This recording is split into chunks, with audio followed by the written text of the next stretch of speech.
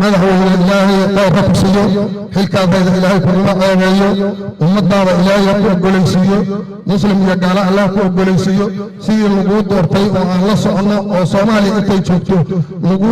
lagaaga wada hambalyeeyey oo lagaaga jeclaay kii ku soo baxa allah kaa dhigo meel kastoo soomaaliya joogto inta madaxweynaha soomaaliya tahay aad u dhaxayso meel walbaba waxaan rajaynaynaa inaad ku tegi doonto inaad baahidooda buuxin doonto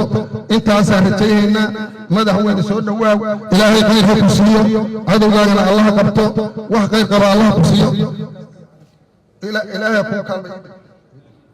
madaxweyne waxaan kaa rabaa madaxweyne quraanka kariimka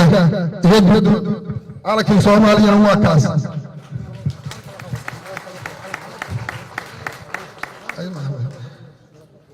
aad iyo aad yaan kaga mahad celinaynaa sida wanaagsan oo quruxda badan aad noo soo dhaweyseen aan aaminsanahay ilaa saaka aroortii inaad noo taagneedeen cadceed aad noo taagneedeen waxaan iloobi karna ma aha waa maalin taariikhi ah oo aan nimid halkan sida wanaagsan aad noo soo dhaweyseen runtii waxaa la siiyey cashar aanan hore u ogeyn inay ahayd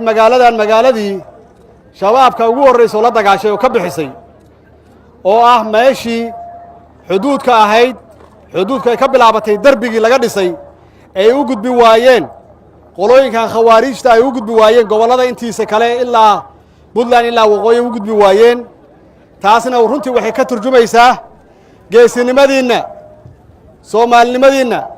iyo diin jaceylkiina ka turjumaysaa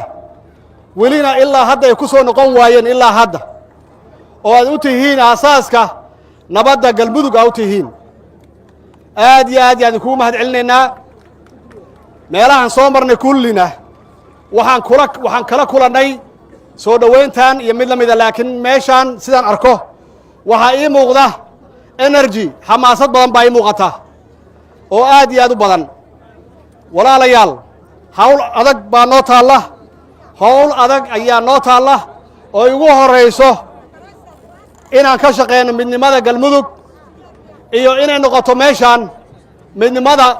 iyo isu keenista iyo dib u heshiisiinta ummadda Soomaaliyeed oo idil